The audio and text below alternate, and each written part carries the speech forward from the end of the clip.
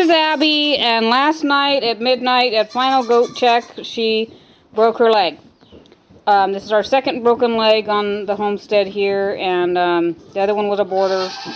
And she shoved her foot in the crack, and the herd ran her over and twisted it. And if you have a crack or a crevice between anything that they can slip a foot in, they will, and they will break their leg off. So check your pins carefully. This was something that should have been taken care of before, and I hadn't done it. So, okay, so we wrapped it temporarily last night with a couple of popsicle sticks and some vet wrap. We're going to do it better today. So we're going to unwrap. The break is just below the knee. She is not hurting you, honey. You're okay. Not hurting. You're okay. Now you can give them pain meds for while you're setting the break. Banamine. You don't want to do ibuprofen because it can increase bleeding. Well, also apparently it inhibits bone healing. So yeah, so you can do pain relief as you set it, but not after you set it, because otherwise they will not know to be careful. So it's about an inch below the knee. Okay, so the first thing we're going to do is take some cotton batting. We're going to start down here at the ankle. You have to be careful about how tight you wrap anything, because you don't want them to lose circulation. So I've got kind of a long piece here because I didn't know how much I was going to need. But so first you make sure the bone is in place. yeah, first you make sure the bone's in place. And it's not sticking out of the skin. I'm sorry, honey. So you don't have, it's not a compound fracture. So a lot of people will traditionally go ahead and take care of these things themselves on the farm.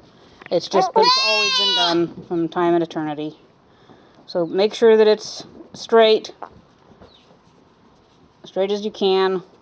Sorry.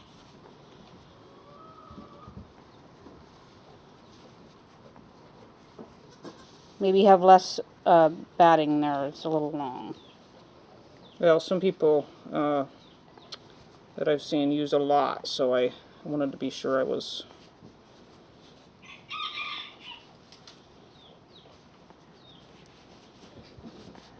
Okay, I'm not doing a very good job here. I'm not able to hold the thing still and do this at the same time. Okay, we were wondering if we could film while we were doing this. It's looking like no.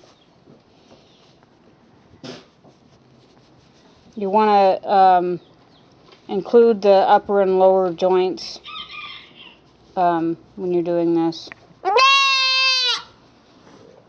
She's mostly vocalizing, not just she's in pain, but she's scared. She doesn't want to be held down. They're a prey animal, and whenever they're held down, they know that that's a danger, because they know, regardless of the fact where they're shepherd, they know that we are a predator.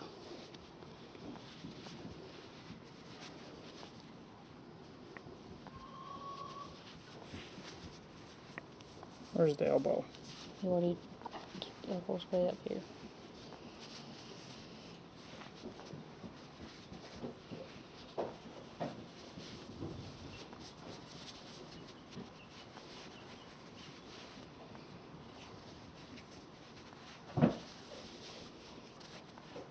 Trying to avoid pressure sores from The splint. the splint. Now, this is just cotton batting, and then you're supposed to check it again. Make sure the limb is still straight. Alright, our dad has made us a variety of splints here, but I'll just check it out and see how this goes. This is PVC water pipe. What do you think? Should I?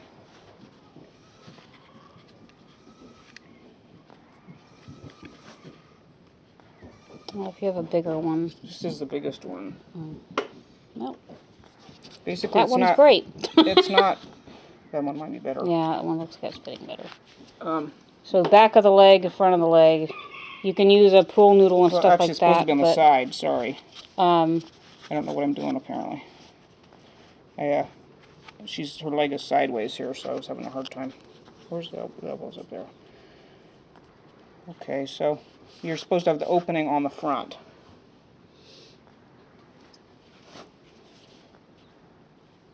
All right. I got She's that actually too low being on a the- very good girl. Is it okay on the bottom? Yeah. Dang it.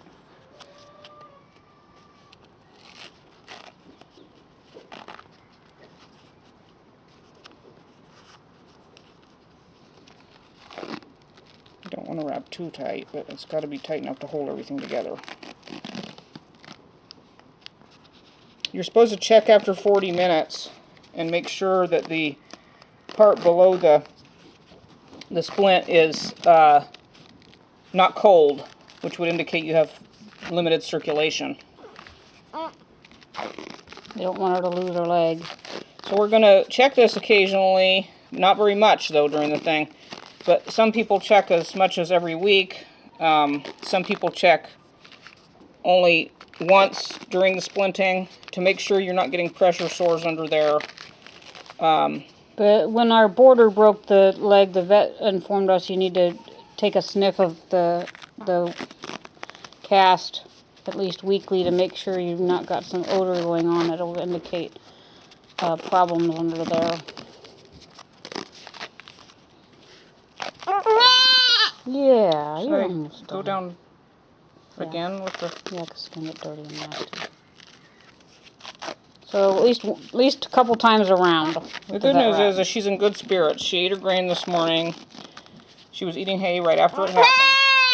You're not hurting with that, honey. You just don't want to She's be in held. some discomfort, but doesn't seem to really be in a whole lot of pain. She just doesn't want to be held right now. No, she's kind of like that anyway, though.